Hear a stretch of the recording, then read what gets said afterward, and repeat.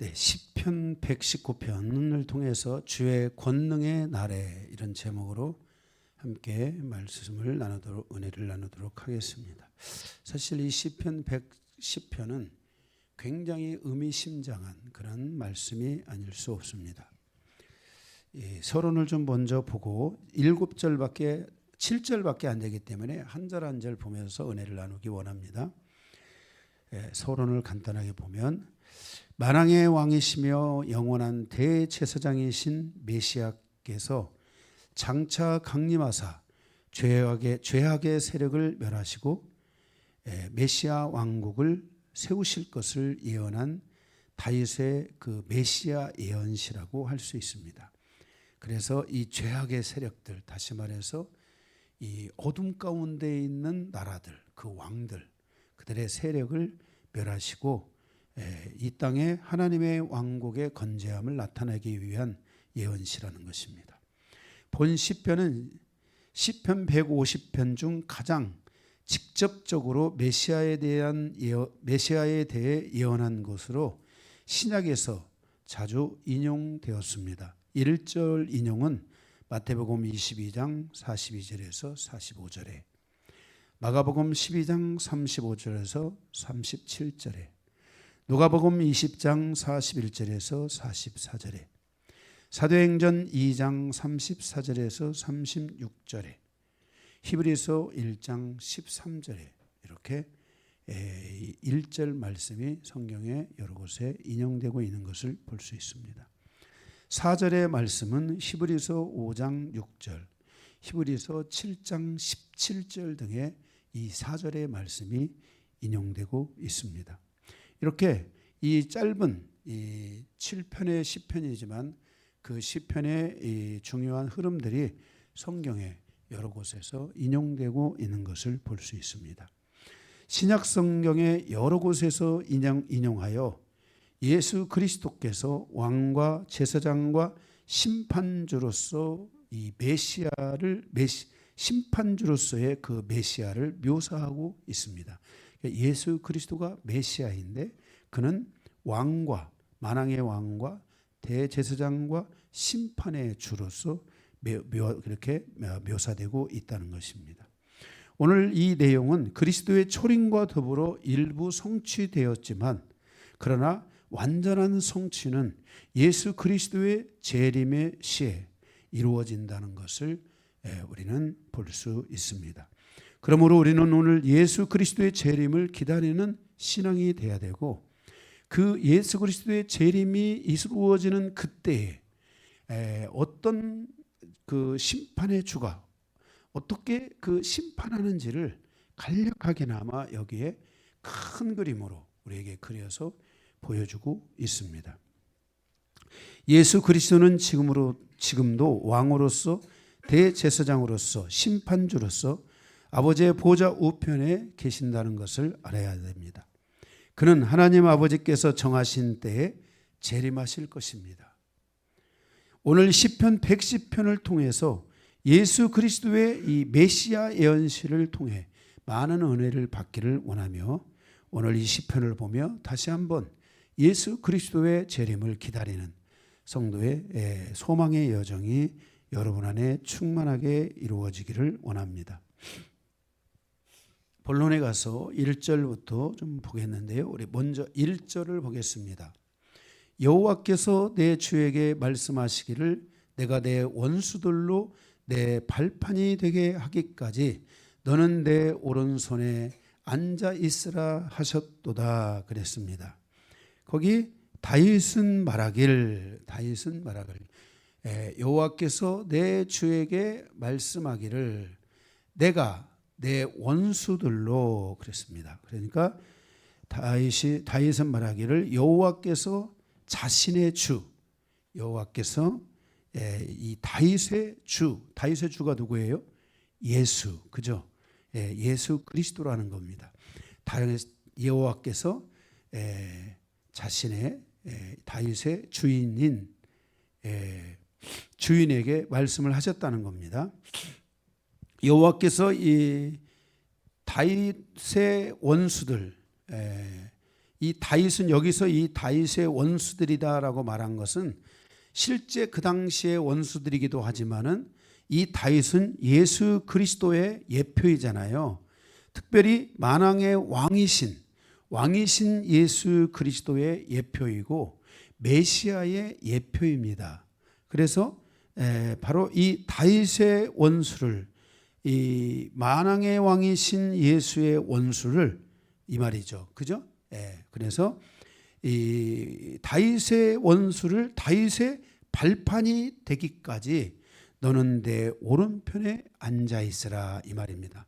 여호와께서 다윗에게 말하기를, 다윗의 이 그 발판이, 원수가 다윗의 발판, 그러니까 다윗이 이렇게 걸어가는 이 발판이 되기까지 예수 그리스도로 하여금 하나님 여호와의 우편에 계시게 앉아 있으라, 이렇게 말씀하셨다는 것입니다. 그래서 메시아이신 주님은 여호와 하나님의 우편에 계십니다. 여호와는 하나님의 이름이며 그 뜻은 구원자라는 뜻입니다. 출애굽기 3장 14절에 여호와는 나는 여호와라, 나는 스스로 있는 자이다, 이렇게 말씀하셨습니다. 누군가에 의해서 존재하는 분이 아니라 여호와, 그분은 스스로 있는 분이다라는 것입니다. 그분은 창조의 근본이시며 그의 창조의 근본이신 그의 구원은 마지막 사단을 지옥불에 넣기까지 정말 이 그리스도께서 그의 발 아래 완벽하게 그가 그리스도의 발 아래 놓이기까지, 또는 교회의 발 앞에 교회가 그 발판이, 그 원수의 발판을 밟고 갈 수 있는 그 은혜가 오기까지 여호와께서, 하나님께서, 이 말이죠. 그죠? 여호와께서 인류를 구원하기 위해서 하나님의 보호자 우편에 메시아를 두셨다는 겁니다. 그런데 그 메시아를 바로 이 땅에 보내셔가지고 십자가를 지게 하셨죠. 그리고 부활 승천하셨죠. 그러니까 하나님의 여호와의 구원의 역사를, 여호와는 구원자다라는 뜻인데, 여호와께서 그 구원을 이루기 위해서 주를, 예수 그리스도를 하나님의 보좌 우편에 두셨는데, 그 그리스도가 오셔가지고 십자가를 지시고 부활하심으로 말미암아 우리를 구원하셨습니다. 근데 우리를 구원하셨을 뿐만 아니라 이 구원이 아직도 완성이 되지 않았기 때문에 바로 그 예수 그리스도가 재림하여 다시 오실므로 구원의 완성이 이루어진다는 겁니다. 그래서 지금도 예수님은 여호와의 어디에 계시는 거예요? 우편에 계시는 거예요. 우편에 계시면서 그 하나님의 구원을 완성하기까지 그 우편에 계신다는 것을 말씀하고 있어요. 그래서 성도는 이렇게 주의 재림을 사모해야 돼요. 예수님이 이 땅에 오신 것이 역사적인 사실이고, 그분이 분명하게 이 땅에 오셔서 십자가를 치시고 부활하신 이 분명한 사건을 우리가 믿는다면 재림이라는 것이 우리에게 때로는 너무 확연하게 느껴질 수도 있어요. 그러나 반드시 오신다는 거예요. 오늘 또 이 주님이 재림하시는 그 때에 대한 그 모습을 살짝 이렇게 우리에게 보여주고 있어요. 거기 6절 7절 가면 그런 부분이 나와요. 여호와 하나님의 오른편에 주님이 계시고 주의 오른편에는 또 주의 복음을 전하는 누가 있어요? 주의 종들이 있어야 돼요. 그래서 주의 종들은 항상 주의 오른편에 있어야 돼요. 주의 종들은, 이게 강기동 목사도 항상 주님의 왼편에 가 있으면 안 돼요. 왼편에는 다른 성령이 계시는 곳이고 주의 오른편에 계셔서, 이 주의 오른편에 계시다라는 것은 주께서 그 주의 종을 불의 사자와 같이 쓰시는 거거든요. 이게 이 불의 사자로서의 이 사명이 있어야 돼요. 주의 종은, 아멘. 주의 종은 영혼을 살리고자 하는, 우리가 정말 우리가 가족도 살리고 뭣도 살리고 이런 거 해야 되지만은 주의 종으로 부르심을 받았을 때 그 주의 종의 가장 또 사명 중에 진짜 큰 사명은 바로 영혼을 구원하는 그 일을 위해 거기에 목숨을 걸어야 돼요. 이 사명이 있다는 걸 알아야 돼요. 그래서 주의 종이 주의 오른팔에 붙들려서 주님이 원하는 곳으로 주님이 원하는 삶을 향해서 살아가야 되는 것이죠. 그게 아주 중요한 부분입니다. 그래서 주의 이 오른팔에 주의 종들이 있어야 돼요. 그래서 왕인 다윗이 주라고 말하는 것은 바로 여기서 하나님을 말하는 것인데 그런데 그 여호와께서 이사야 41장 10절에 뭐라 했냐면 두려워하지 말라. 내가 너와 함께 함이라. 놀라지 말라. 너는 내 하나님이 됨이라. 내가 너를 굳세게 하리라. 참으로 너를 도와주리라. 참으로 나의 의로운 오른손으로 너를 붙들리라 라고 약속하셨어요. 이게 누구에게 특별히 하는 말씀이냐면 주의 종들에게 하는 말씀이에요. 야곱에게 하는 말씀이에요. 주의 종들에게 하나님의 그 귀한 사명을 가진 자들, 주의 오른팔에 붙들려 있는 자들이 있잖아요. 그들을 주님께서 그 오른손으로 붙들어 주시겠다는 거예요. 주님의 오른손에 있으니까 함부로 누가 해할 수 있어요, 없어요? 사단이가 함부로 할 수 있어요, 없어요? 함부로 할 수가 없어요. 주의 종은 별거 아닌 것처럼 보이지만 그래도 주님의 오른손에 있단 말이에요. 그래서 이 주님께서 말씀하셨으니까 아멘. 두려워하지 말라. 내가 너와 함께함이니라. 놀라지 말라. 나는 내 하나님이 됨이라. 내가 너를 굳세게 하리라. 참으로 너를 도와주리라. 참으로 나의 의로운 오는 손으로 너를 붙들리라 라고 주님이 말씀하셨다는 것을 기억해야 돼요. 그래서 우리가 이렇게 주의 종들은 항상 주님을 바라보면서 두려워하는 것이 아니라 주님을 바라보고 주님이 함께 하신다는 믿음을 가지고 담대하게 나아가야 돼요. 그래서 우리가 붙들어 주리라 그랬어요. 그래서 그 주님의 이 마지막 날에 바로 주님은 이렇게 하나님의 우편에 계시는데 그 우편에 계신 하나님은 주님의 재림하시는데 이 재림을 하실 때 주님의 마지막 사명은 뭐냐면 심판이에요. 심판. 그래서 재림하시는 예수님은 뭐하러 오시는 거예요? 심판하러 오시는 거예요. 구원하러 오시는 게 아니에요. 구원은 지금 여러분들이 지금 구원이 있어야 돼요. 보라 지금이 구원의 날이요 은혜 받을 만한 때다. 지금 주의 종들이 주의 말씀을 들고 전하고 그럴 때 여러분들이 은혜 받고 구원 받고 지금 여러분들이 하나님의 말씀을 통해서 구원받아야 돼요. 이 은혜를 얻어야 돼요. 심판의 주로 오실 때 그 주님은 우리를 구원하기 위해서 오시는 게 아니에요. 이미 구원받기로 준비되어 있는 사람들, 이미 믿음이 준비되어 있는 사람들을 주님께서 그때 건져내시는 것이고 그 건져내는 과정에 하나님께서 뭐예요? 심판하러 오시는데 그 심판을 받지 않는 거예요. 심판을 받지 않는 거예요. 바로. 이 은혜라는 것을 우리가 아셔야 돼요. 그래서 다시 오실 재림하시는 주님은 무엇으로 온다? 심판주로 오신다는 것을 기억해야 됩니다. 아멘. 그래서 2절에 보니까 여호와께서 시온에서부터 주의 권능의 규를 보내시리니 주는 원수들 중에서 다스리소서 그랬어요. 여기 홀 이 말 있잖아요. 주의 규라고 나와 있죠. 이 규라는 말은 이것은 히브리어로 바로 뭐냐면 지팡이라는 말이에요. 지팡이. 다윗이 그랬죠. 주의 지팡이와 막대기와 지팡이가 나를 안위하시나이다. 이렇게 다윗이 말했잖아요. 그래서 여기에 원래 이 규 이렇게 하지 말고 그냥 편하게 지팡이를 보내시리니 이러면 그냥 딱 되는 거예요. 성경 해석상 이렇게 어렵게 할 필요가 없어요. 거기에 뭐 굉장히 똑똑한 것처럼 규를 이러면 뭐 똑똑해 보이는 거냐? 뭐 그렇지 않아요. 그냥 쉽게 성경의 해석이니까 원어 그대로 주의 지팡이를 보낸다라고 하면 되는 거예요. 자, 거기서 우리를 구원하기 위해서 지금 우리를 구원하기 위해서 지팡이를 보내신다. 뭘로? 그 권능의 규 그랬어요. 그러니까 뭐예요? 힘의 지팡이.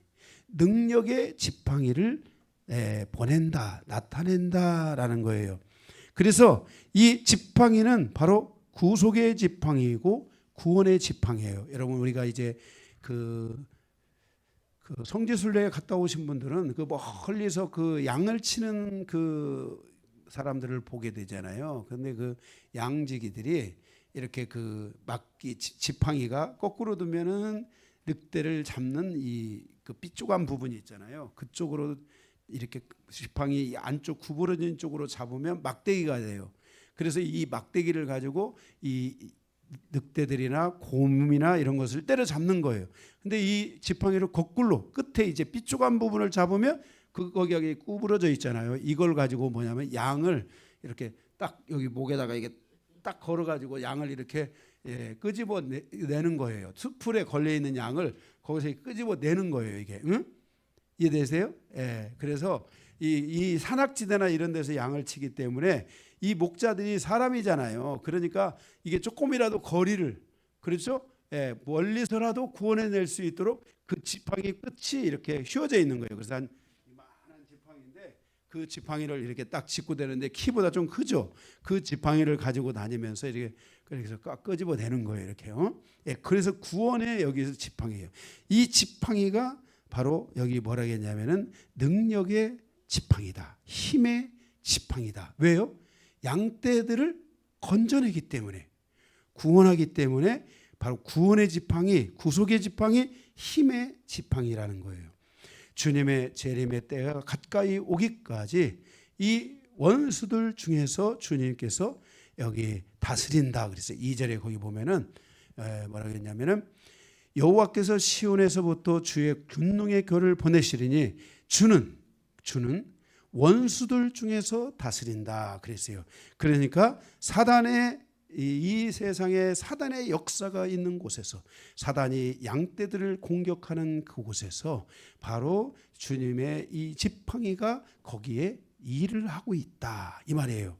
지금도 사단이 역사하고 있지만은 이 지팡이가 여러분을 이렇게 건져내는 거예요. 이게 아멘. 그래서 주님은 그 일을 하고 있어요. 근데 주님이 직접 안 하시잖아요.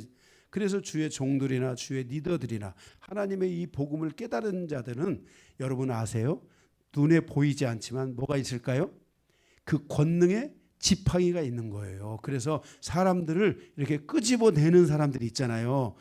세상에서 이렇게 끄집어내는 사람, 마귀의 이런 사단의 공격에서 이렇게 끄집어내는 사람들, 이런 사람들에는 보이지 않게 그게 뭐가 있어서 그런 거예요?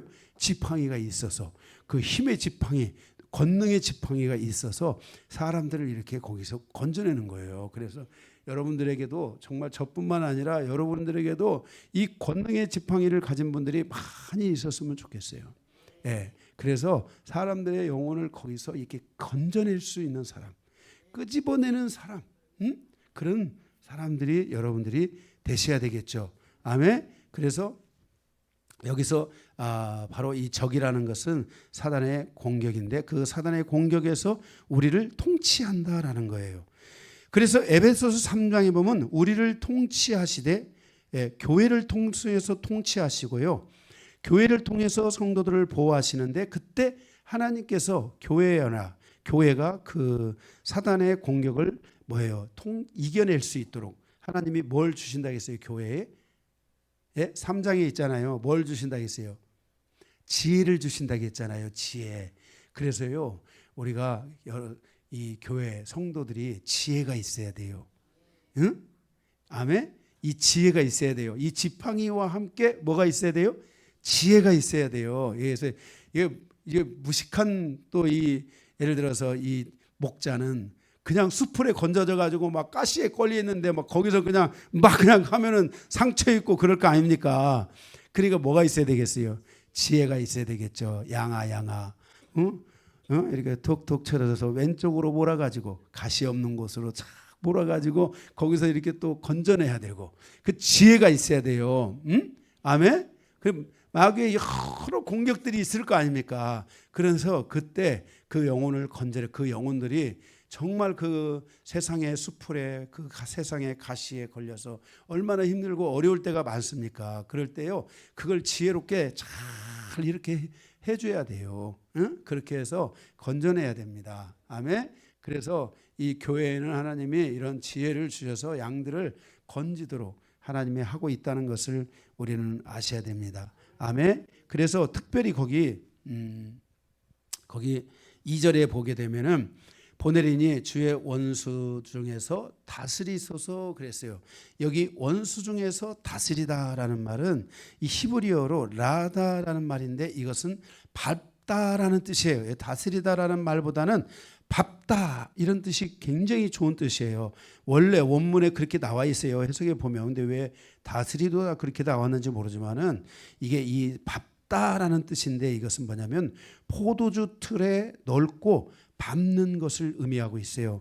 이 포도주 틀에 넣고 밟는 거예요. 그러니까 예수의 피로 원수를 밟아버리는 거예요. 이 포도주 틀에 왜 이렇게 성경을 이렇게 분명한데 여기 다스린다라고 말했는데 이게 밟다라는 뜻, 원수 중에 밟다 이 말이에요. 그럼 무슨 말이냐면 포도주 틀에 넣고 밟다라는 것인데 그것은 뭐냐면 예수의 피로 우리는 밟아야 돼요. 아멘. 그리고 이 교회에 주신 권세 중 가장 강력한 것 중 하나가 바로 예수의 피예요. 그 예수의 피 교회는 이 예수의 피로 완전히 무장되어져야 되고요. 이 예수의 피는 땅에 있는 영적인 묶임들을 풀어줘요. 그걸 밟아줄 때 예수의 피로 자근자근 이렇게 밟아줄 때 이 영적인 묶임들이 다 풀어져요. 그래서 예수의 피에 능력이 있는 거죠. 아멘. 그래서 나에게 능력이 있는 게 아니에요. 여러분에게 능력이 있는 게 아니에요. 예수의 피에 능력이 있고요. 우리가 예수의 피를 보내주고 예수의 피로 우리가 사랑하고 예수의 피로 우리가 인내하고 덮어주고 이러면서 밟아주는 거예요. 그게 그러면서 그들의 영혼이 구원받을 수 있도록 우리가 해줘야 된다 이 말이에요. 아멘. 예, 바로 이것이 하나님의 여호와 그는 구원자이신데 이것이 바로 영혼을 구원하기 위한 하나님의 일이고 하나님은 이 일을 위해서 예수 그리스도를 보내주셨고 예수 그리스도가 오셔서 이 지금 설교되어진 이 모든 일들을 주님이 친히 다 해주셨다는 거예요. 주님이 지팡이를 가지고 계신 것은 주님께서 그 갈릴리에서 사마리아에서 유다에서 와서 주님이 복음을 전할 때 무식하게 했어요? 아니면 지혜롭게 했어요? 다 지혜를 가지고 하셨잖아요. 그리고 주님이 그들을 하실 때 막 때리셨어요? 막대기로? 아니잖아요. 어떻게 하셨어요? 이게 지팡이로 이렇게 다 이렇게 주님께서 다 건져내셨단 말이에요. 한 사람 한 사람들을 다 건져내셨잖아요. 그죠? 그래서 바로 이 구원에 대한 이 방향성, 이 과정 이런 것들에 대한 것을 우리에게 세세히 우리에게 말씀해 주고 있는 것을 보게 돼요. 그래서 예수가 예수의 이 피로 여러분 우리 교회는 무장돼야 되고 예수의 피에 의지해서 우리가 서로를 격려하고 위로하고 사랑하고 아껴주는 이런 은혜가 있어야 될 줄로 믿습니다. 아멘. 그래서 또 치유하는 과정에도 반드시 예수의 피로 무장하고 예수의 피로 그죠? 기도하고 이런 것들이 우리에게 굉장히 중요한 부분들입니다. 거기 3절에 보게 되면은 주의 권능의 날에 주의 백성이 거룩한 옷을 입고 즐거이 헌신하니 새벽 이슬 같은 주의 청년들이 주께 나오는다다 그랬어요. 여기 권능의 날에 그랬어요. 권능의 날에 이것은 뭐냐면은 성도들이 주의 피로 완전한 무장을 갖추는 날 이런 말이에요. 응? 주의 성도들이 주님의 피로 완전히 무장을 갖추는 날 여기 권능의 그 권능이다라고 말할 때 여기서 이 권능은 군대라는 뜻이에요. 군대, 무장한 군대라는 뜻이에요. 그러니까 권능의 날 다시 말해서 뭐예요? 예수의 피로 완전한 무장을 갖추어지는 그때 그러한 날 그 교회는 예수의 피로 무장을 갖추면서 신부의 군대가 돼야 돼요. 이 군대가 예수의 피로 무장한 군대가 어둠을 발로 밟으면서 사역을 해야 되는 거예요. 이렇게 이렇게 그 군대가 갖춰지는 그때 그런 날 그날에 주의 백성이 거룩한 옷을 입고 즐거이 헌신하게 된다라는 거예요. 그러니까 뭐예요? 이렇게 주님의 피로 무장한 군대가 되어져 갈 때 교회가 바로 많은 사람들이 의의 옷을 입는다는 거예요. 의의 옷이 어떤 옷이냐? 바로 빛의 옷, 빛이 난다는 말이에요. 빛의 옷을 입고 주님을 섬긴다는 거예요. 그래서 이 의의 옷을 입는 성도들이 교회 안에 많아져야 돼요. 그래서 이 의의 옷을 입는 성도들은 빛이 나는 거예요. 그 빛이 나는 성도들이 주님 앞에 돌아오면서 주님의 교회를 위해서 헌신하고 봉사하는 이와 같은 은혜들이 열려지게 된다는 거예요. 그러니까 중요한 것이 뭐예요? 교회가 성도들이 주의 피로 완전한 무장을 갖추어 가는 이런 은혜가 계속해서 교회 안에 있어져야 된다는 거예요. 그러면은 교회 성도들이 의의 옷을 입고 사람들이 새로워지게 되고 새로운 역사를 향해서 가는 변화의 물결이 일어나게 된다는 거예요. 이때 새벽 이슬 같은 주의 청년들이 주께 헌신하여 나오게 된다 그랬어요. 이 새벽 이슬이라는 말은 하늘에서 내리는 선물이에요. 우리나라에도 가장 많은 새벽 이슬이 내리는 곳이 있죠. 어디일까요? 예? 우리나라에도 이 새벽 이슬이 가장 많이 내리는 곳이 있어요. 예.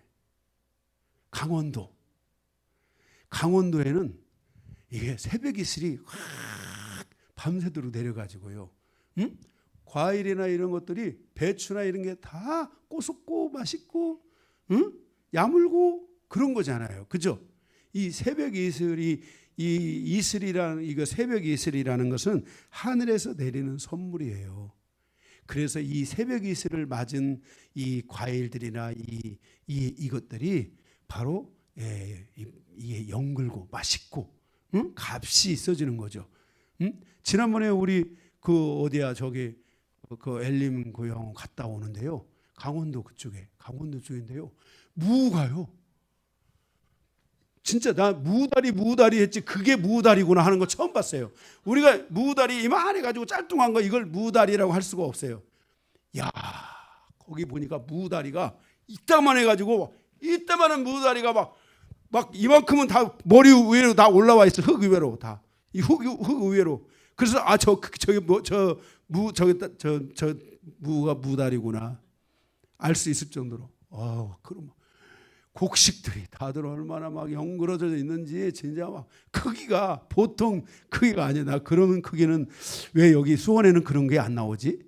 무 나와요? 그런 거 막 이따만 해가지고 막 큰 거 이런 거 나와요? 야, 무다리 진짜 강원도가 그래서 축복받아요. 여러분 보세요. 대한민국 미래 2022년, 23년, 이 정도부터 시작해가지고요. 이제 우리가 과일을 먹고 이런 채소를 먹고 좋은 채소, 좋은 과일 이건 다 앞으로 어디서 열리냐? 강원도에서 열리는 거야. 저 애민아이들하고 빨리 저 통일을 해야지 그 위쪽에 가서 우리가 거기 있는 과일도 좀 먹고 그럴 텐데 저것들이 미래에 지금 다 위쪽에 있어가지고 물론 제주도나 이런 데서는 열대 과일이 맺히겠죠. 근데 우리는 또 우리 과일이 있잖아요. 대한민국 사람들의 정서에 맞는 과일이 있잖아요. 그런데 어쨌든 이제 열대 과일을 맺어가는 이렇게 이제 기온이 다 전체적으로 이렇게 북쪽으로 이렇게 올라가게끔 되어 있어요. 어쨌든 간에 그건 그렇지만은 하여튼 이 새벽 이슬 같은 할 때 새벽 이슬은 바로 주님이 하늘에서 내리는 선물이에요. 그런데 새벽 이슬 같은 은유법을 쓰고 있잖아요. 은유법. 이슬 같은 청년들이 나온다. 그래서 이 청년들은 원어에는 아이들, 소년들, 청년들 포함해요. 다. 아이들. 하나님이요. 하늘에서요. 구원받고 의의 옷을 입은 아이들, 소년들, 그런 청년들을 하늘에서 내려오듯이 하나님이 이 땅에 그들을 내려주신다는 거예요. 우리가 이것을 어디서 볼 수 있냐면요. 이스라엘이 남유다가 멸망을 할 때 하나님께서 다니엘의 세 친구, 그 뒤에 보면은 스가랴, 이런 사람들이 어려서부터 말씀의 훈련을 받잖아요. 그렇죠? 바로 그들이 그 민족을 구원하고 시대를 구원하고 미래를 구원하고 하나님의 나라의 역사를 드러내는 이런 사람들로 쓰임 받았잖아요. 다. 그래 안 그래요? 다니엘이 10몇 살에 가가지고요, 바로 그런 역사들을 가져온 거예요. 그래서 이러한 이 교회가 이 하나님의 이 주님의 이 보혈로 무장이 강하게 무장되어져 갈 때, 성도들이 의의 옷을 입으며 빛나기 시작할 때, 그때 하나님께서 이렇게 어린아이들, 소년들, 청년들, 이들을 새벽 이슬같이, 바로 하나님의 선물, 새벽 이슬은 하늘에서 내리는 선물이라고 했잖아요. 이렇게 하나님이 세우시는 선물들, 이런 축복의 사람들을 하나님이 내려주신다라고 그렇게 말씀을 하고 있어요. 바로 이들이 주님 앞에 헌신하여 온다는 거예요. 그러니까 여러분들이 여러분의 자녀들, 아이들, 우리 여기 유아유, 그냥 세상에서 재밌게만 키우지 말고요, 이들에게 하나님의 말씀을 가르쳐주고 예배하는 걸 가르쳐주고 어려서부터 하나님을 잘 섬기는 것을 가르쳐주면요, 마지막 때 이들이 눈을 열어서 미래를 보게 하고 앞으로 갈 길들을 보게 하는, 자, 어려운 때 우리가 가야 될 길만 가야 되잖아요. 하나님이 갈 길을 열어주실 때, 살 길을 열어주실 때 그 길로 가야 되잖아요. 맞아요? 중요한 거예요, 이게. 이런 길을 열어낼 수 있도록 어려서부터 잘 가르쳐야 될 줄로 믿습니다. 이런 아이들, 소년들, 청년들 이렇게 하나님이 내려주신다고 했어요. 하나님이 보내시는 거예요. 그래서 교회가 예수의 피로 무장하게 되어지는 그때가 되면 하나님께서 바로 주님께 헌신한 아이들, 소년들, 청년들을 보내주시겠다고 약속하고 있어요. 주의 피로 무장한 성도들은 어떠한 상황에서도 흔들리지 않게 되는 거예요. 예수의 피보다 더 큰 능력은 없어요.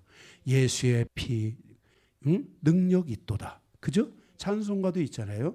예수의 피가 이렇게 중요한 거예요. 예수의 피로 무장하는 교회는 의의 옷, 빛이 나는 옷을 입게 된다는 것이에요. 4절. 여호와는 맹세하고 변하지 아니하시리로다 그랬어요. 그때 이러한 때 여호와 하나님은 맹세하고 변하지 않는, 그분이 맹세를 하고 변하지 않는데요. 그런데 그분이 맹세하지 않고 변하지 않는다. 그 맹세하고 그분이 변하지 않는다는 거예요. 그 말은 그 약속을 분명히 지키시려는데, 그 약속을 지키기 위해서 뭐라고 했냐면은 맹세하고 변하지 아니하리라 이르시기를 너는 멜기세덱의 서열을 따라 영원한 제사장이라 하셨도다 그랬어요. 자, 여기 이렇게 변하지 않는 하나님께서 바로 이 멜기세덱의 반차를 타고 예수 그리스도를 보내셨죠. 그가 대제사장으로 하늘 성소에 계시죠. 바로 창세기 14장에 아브라함이 세계 전쟁을 승리로 이끌고 오는 것을 봅니다. 이와 같이 마지막 때 믿음의 자손들은 영적으로 승리하여 오는 날들이 많아진, 반드시 마지막 때의 성도들은요 승리할 거예요. 여러분 지금 조금 절망스러울 때도 있죠. 여러분은 일어날 겁니다. 여러분 조금 힘들 수 있습니까? 여러분은 반드시 일어날 거예요.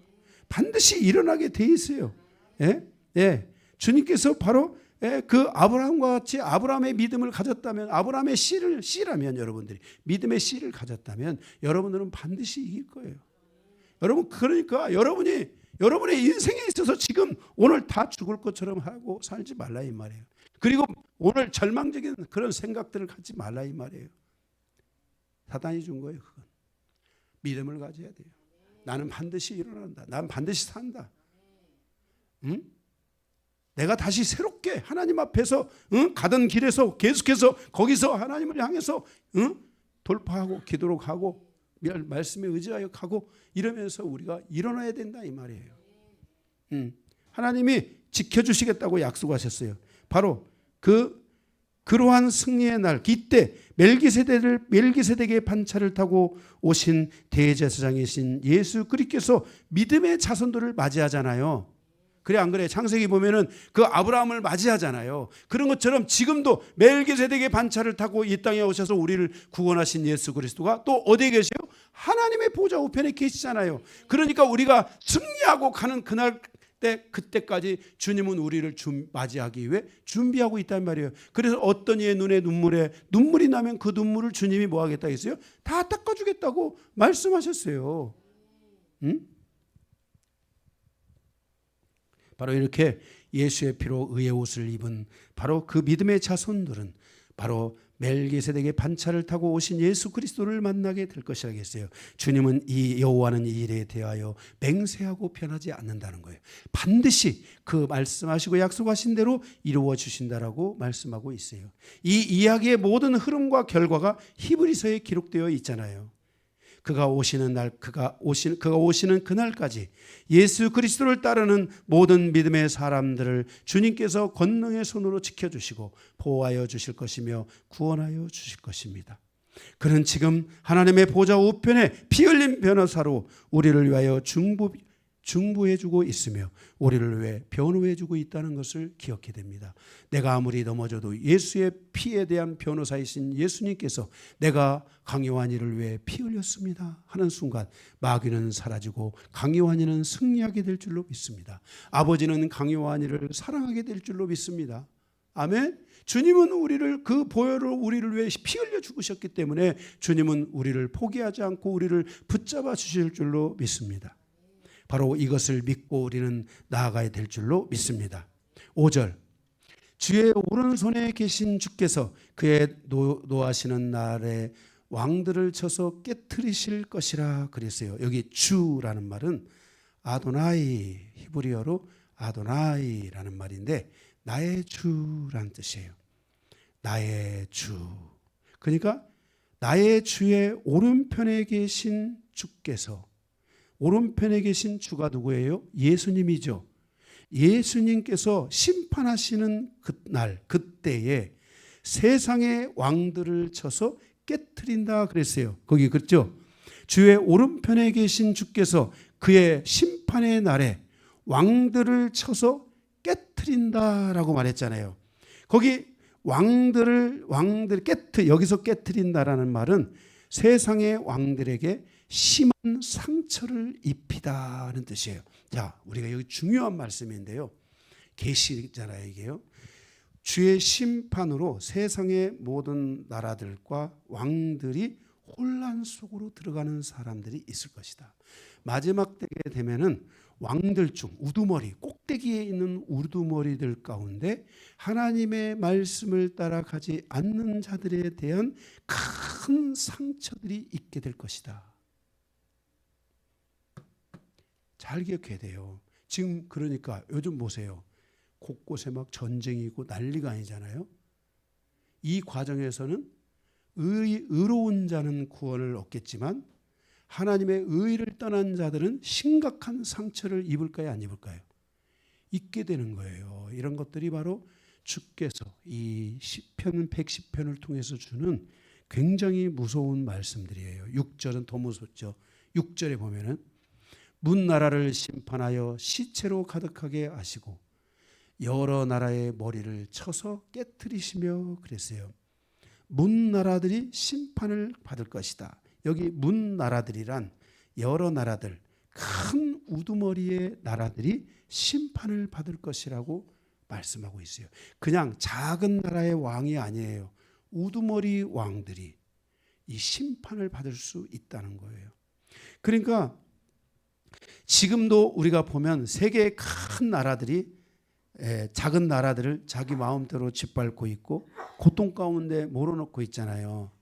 이런 행위는 반드시 심판을 받을 수 있다는 거예요. 응? 그 여러 나라 왕들, 이 왕의 지도자들, 이 뭐예요? 큰 나라의 왕들, 이들이 깨트리다라는 말은 아까 뭐라 했어요? 큰 상처를 입게 된다라는 말이라고 했잖아요. 그러니까 지금 이 큰 상처를 입게 된다. 상처를 입는 세력들, 상처를 입는 나라들은 리더십이 약화되고 나라의 힘이 약해지는 위험 요소를 가지고 있는 거예요. 정말 저는 요즘 이렇게 보면서 저 걱정하는 게 제가 좀 있어요. 지금 보면은 이 러시아 큰 나라가 지금 막 원래 그 핵무기가 그 우크라이나의 핵무기가 1,100 개가 있었어요. 그런데 우크라이나한테 말하겠냐면 소련으로 지금의 러시아죠. 러시아로 이 핵폭탄을 다 넘겨주면은 러시아가 공격도 안 하고 너 잘 보호해 줄게. 그리고 서방 나라들이 같이 도와줄게. 이렇게 약속을 하고 그 핵무기를 갖다가 러시아로 넘긴 거예요. 러시아로 넘긴 거예요. 그런데 지금 러시아가 어떻게 했어요? 쳐들어와 가지고 또 완전 쑥대밭을 만들었잖아요. 사람을 지금 그 전쟁이 지금 3년째 되고 있나요? 3년째 전쟁으로 몰아넣고 그 고통의 시간은 너무너무나 헤아릴 수가 없죠. 러시아가 큰 나라예요? 우크라이나가 큰 나라예요?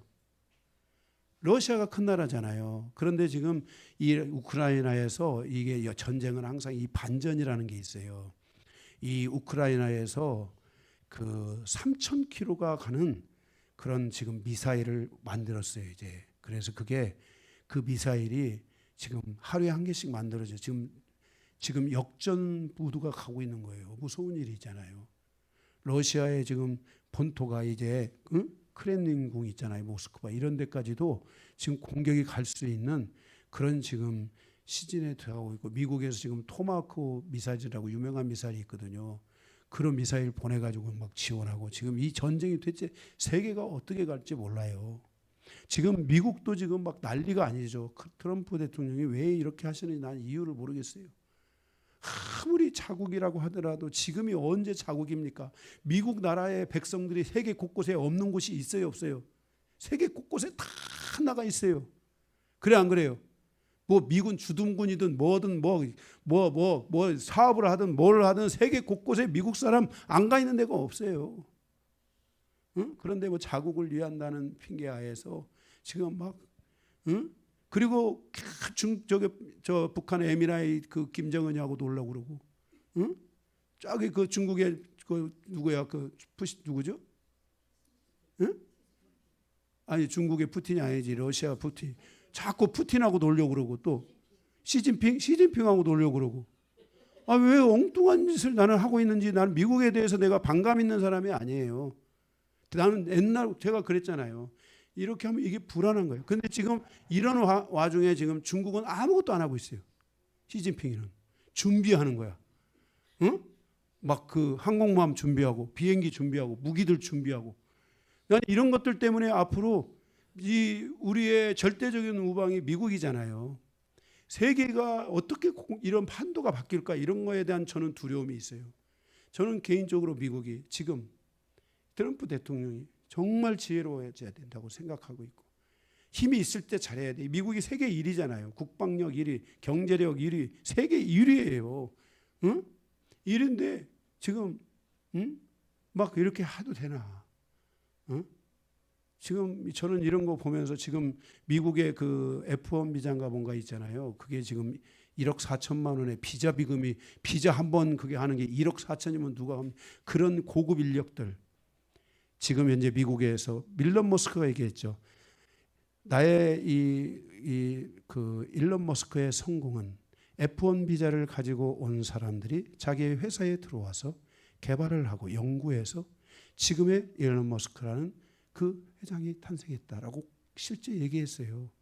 그 F1 비자라는 것은 미국에 내놓으라는 인재들이거든요. 막 인도, 이런 데서 막 중국, 한국 이런 데서 온 인재들이 갖는 비자예요. 이런 사람들이 중국으로 갈 위험이 있다라는 말을 들을 때 저는 막 불안해요. 이런 게 세계가 이렇게 가서 될까, 이렇게 해도 되는 건가 하는 막 이런 두려운 마음들이 솔직히 제가 있어요.